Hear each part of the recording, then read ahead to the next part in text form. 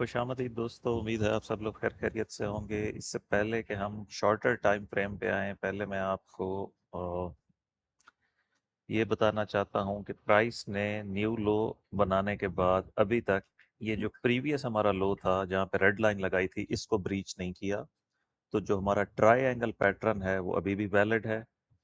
और जब तक ये रेड लाइन अगर इससे नीचे, इस पॉइंट से नीचे अगर हमारे पास आज या कल में लो बन जाता है यहीं से डायरेक्ट, तो उस डायरेक्ट सेल ऑफ में हमारे पास जो ट्रायंगल वेव काउंट मैंने आपको दिखाया था, A B C D E, और फिर नीचे जाना था, वो इनवैलिड हो जाएगा। और फिर हम सिंपली यहाँ से डायरेक्ट 5 वेव्स की शक्ल में 50, बिलो 50, अराउंड 50, इस एरिया में इसी गो में ही चले जाएंगे छोटे छोटे पुल बैक्स के साथ। ये हमारा दो तरह का वेव काउंट था कि एक हम ले रहे थे ट्रायंगल को और दूसरा डायरेक्ट सेल ऑफ को।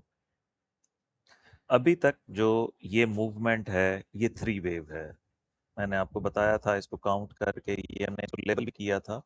ये डिफरेंट तरीके से लेबल हो सकता है, ए बी सी।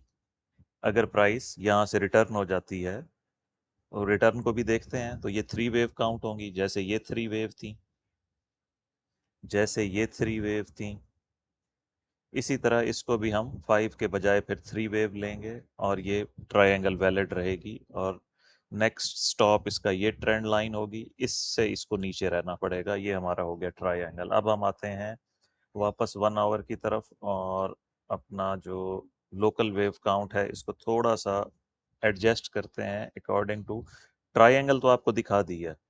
ट्रायंगल के बाद जो अब ये सेल ऑफ है, इसको 5 वेव सेल ऑफ चाहिए, जिसमें हमारे पास ये सारे का सारा काउंट होगा एज वेव 1, ये wave 2, wave 3 in the making है, लाइक 55, 54 तक, 58 तक, फिर वेव 4, और फिर फाइनल लेग डाउन जो हमें 40 से 50 के दरमियान कहीं पे फिनिश होगा। ये वो एरिया है 40.2 से लेके 50.1 तक। इसका ये बदल दें। अच्छा, ये है ट्रायंगल से डिफरेंट वेव काउंट, मतलब ये डायरेक्ट सेल ऑफ का वेव काउंट है। ट्रायंगल के मुताबिक हमारा टारगेट पूरा हो चुका है।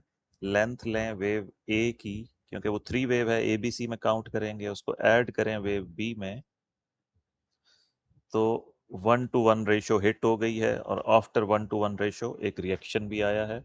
सो फॉर ये रिएक्शन 3 वेव है। मैं इसको डिस्कस करता हूँ, लेकिन समझाने के लिए था कि अगर हम इसको ट्रायंगल में काउंट करेंगे तो ये सिंपली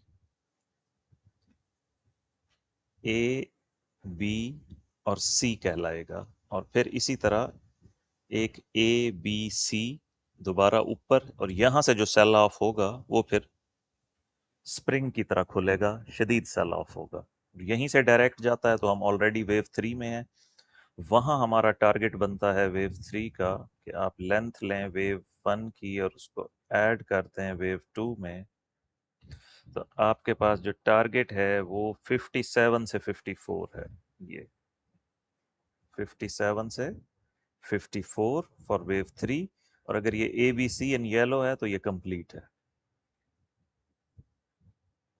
ये तो हो गई एक बात जो आपकी अंडरस्टैंडिंग के लिए। अब है कि क्या हमारा पुल बैक, अच्छा इसको ना हमने अभी वेव 3 के हिसाब से, क्योंकि ये इंटरनल, अब ये वेव 3 है ना, तो इसमें हमारे पास अभी एक लो और बचा हुआ है कि हम इसको ले रहे हैं वेव 1, वेव 2, ये 5 वेव्स वेव 3 की। इस वक्त हम वेव 4 में हैं। और फिर एक और पुल बैक चाहिए जो 54 से 56 तक, जो भी आपको एरिया बताया था वो वाला होगा, 54 टू 56। इसको हमने एडजस्ट करना है इसके मुताबिक, इस हाइट के मुताबिक, वेव 1, 2 और वेव 3। आप देखें कि इसने अपनी जो रिक्वायरमेंट है वो कंप्लीट कर ली है एज वेव 4, इंटरनल वेव 4। और इसको मैं लेबल भी कर दूं ताकि आपको थोड़ा सा अंडरस्टैंडिंग हो जाए कि हम इसको वेव 1 ले रहे हैं, इसको वेव 2 ले रहे हैं, ये सारे का सारा वेव 3 है, देन वेव 4 है, और फिर जो वेव 5 आएगी ये इस वेव 3 को कंप्लीट करेगी। इसके मुताबिक ये वैलिड वेव 4 है और ये 3 वेव मूव है अभी तक। 1 2 3। 4 को भी अगर आप कंसीडर कर लें तो फिर एक और हाई चाहिए 5 का, फिर ये 5 वेव्स कंसीडर होंगी रिवर्सल का एज वेव ए। क्योंकि हम ओवरऑल अभी हमारी करेक्शन ओवर नहीं हुई है, हमने फर्दर नीचे जाना है, तो इसको सिर्फ वेव ए लेंगे, फिर ये वेव बी, और फिर wave C, and so on. और वेव सी की कंप्लीशन के बाद हम फिर यहां से नीचे जाएंगे। वेव 4 के लिए शर्त ज़रूरी है कि वो मिनिमम 23.6% रिट्रेस हो, और आइडियल 38.2। डीप करेक्शन में वो 60% तक भी जा सकता है। मैं इसमें एक वेव काउंट, एक फिब लेवल और ऐड कर देता हूं।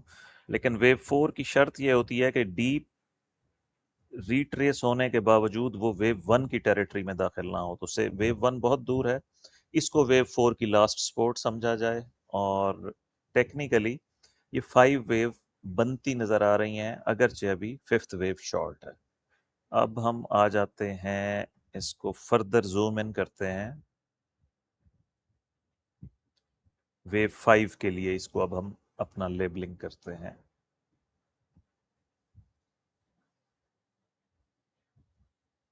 वेव 1, वेव 2, वेव 3, वेव 4 और एक वेव 5 चाहिए। उसके बाद हमारा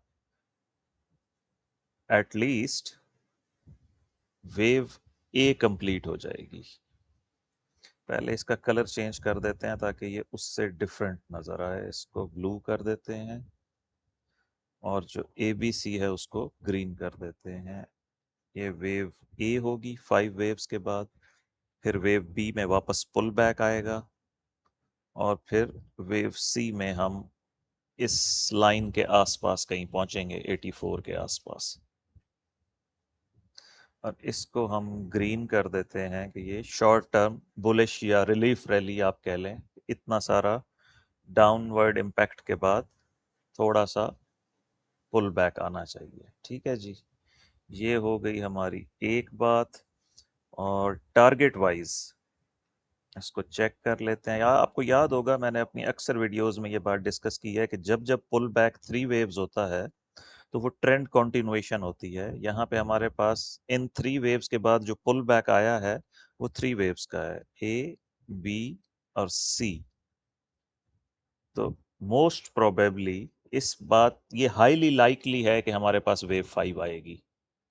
और टारगेट वाइज मैंने आपको ये तरीका भी सिखाया हुआ है कि आप लेंथ लेंगे वेव 1 2 3 की, और उसको ऐड कर देंगे वेव 4 में। तो आपका जो इमीडिएट टारगेट है वो है 70.08, यानी पूरा 70 राउंड ऑफ कर लें। और इन केस ऑफ एक्सटेंशन ये प्राइस 72 तक जा सकती है। इन दो एरियाज को आप मार्क कर लें। मैं इनको इसी तरह से अपने इस पे 78.6 भी रहने देते हैं। ये 3 टारगेट हैं जी वेव 5 के। मिनिमम 70, आइडियल 71 और मैक्सिमम 72। यहां जाकर wave 5 of wave A terminate होगी। उसके अगेंस्ट हम यहाँ पे एरिया लेंगे, area of support for wave B. इसके मुताबिक आप चार्ट्स को अपडेट कर लें। मिलते हैं हम नेक्स्ट वीडियो में और देखते हैं कि इन 3 में से कौन से लेवल पे रिएक्शन आता है।